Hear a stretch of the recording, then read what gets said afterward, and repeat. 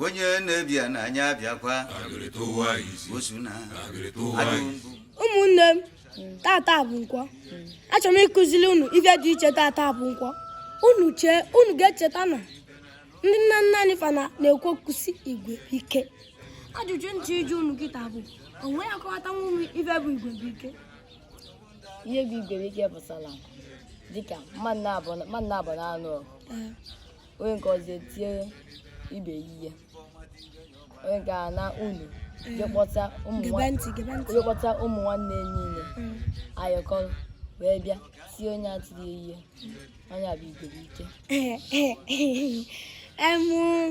nwanne m nwoke ịkwụkwa ka uche gị si gwago mana ọ bụghị na ka ndị Igbo si akọwata ife bụ igwe bụ ike ka ndị Igbo si ekwu ife bụ igwe bụ ike bụ ịnanya n'elu kịta ike afụ ka enu si saa mbala eziokwu ọsa mbala iweta akụrụngwa chebe n'elu ọkwacha anya m ndị Igbo ji akpọ enu igwe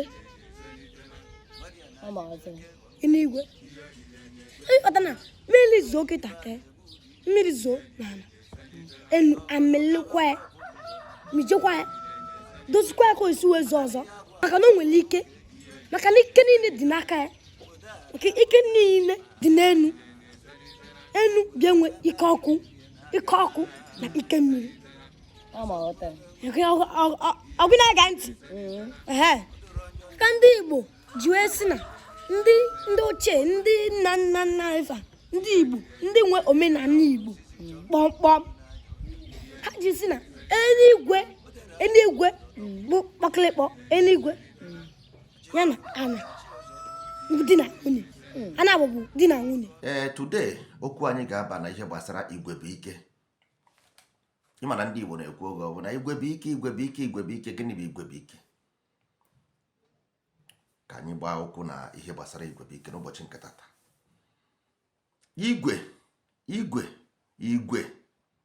igwe nwee igwe ha niile bụ igwe. In this aspect specifically we are talking about killing energy. We are talking about cloud.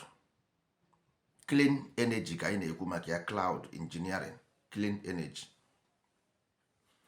So every human being bụ an object. Every human being is a material object with life force in them. But this life force is in dormant or not dormant. Just like energy, kinetic energy. So, dịka anyị si na-ekwu, ọ bụrụ na ile anya na this human being, which they are object, normally everybody mana every human being is a material object.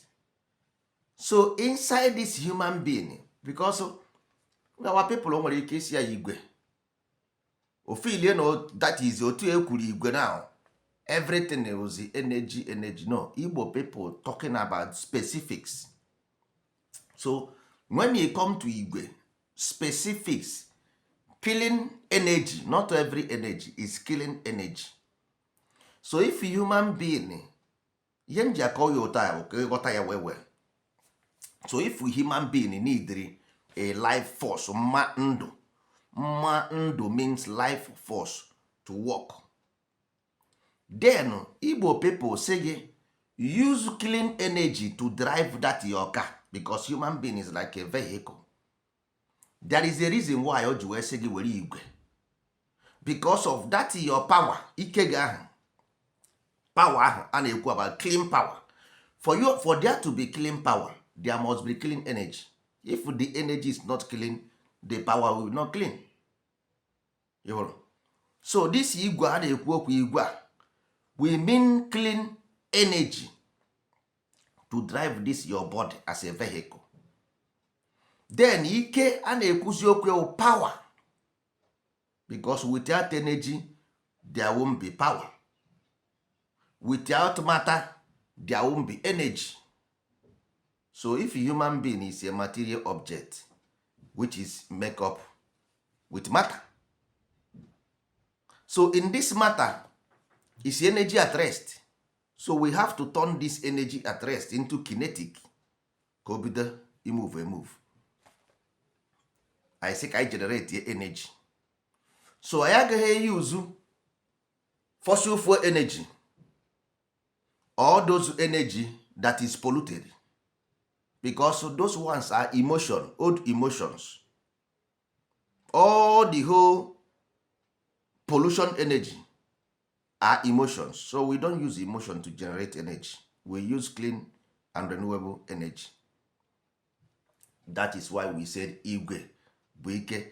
So all about, because if you say na is weight, ọ bụrụ na isi na ọbaka weight, somebody na-ewe 200 kg nwere ike, somebody na-ewe 200 kg o nwere ike karịa onye na-ewe 50 kg, but onye na-ewe 50 kg dị more efficient than onye na-ewe 200 kg. ịghọtago? So ike gị, your power, the power na-ekwu okwu here, this clean power depends on the clean energy, because all if you use this clean energy, use all this clean energy to generate energy, definitely ị ga-enwe clean power. Then we come to life force, which is ndụ gị, which is ndụ gị, how healthy your life will be. Because ọnwụ na ijighị clean energy to generate power, definitely ị gaghị enwe ike, definitely ị ga-anwụ ọsịsọ, definitely nwere ihe ị gaghị adị ndụ, ga-awụ ụdị ndụ ọnwụ ka mma. So after ndụ ị nwetazi ume gị which is na-akpọ strength.